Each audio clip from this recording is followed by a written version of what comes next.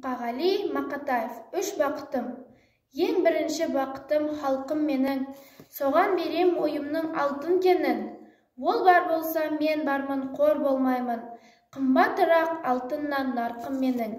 Ал екінші бақытым тілім менің, тас жүректі тілім мен тілім дедім.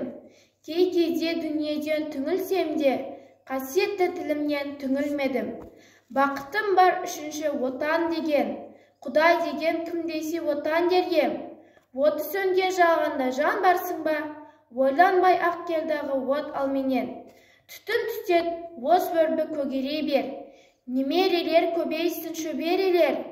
Жадыңда ұста жақсылық күтпегейсің, от емес оқ сұрасаң менен егер.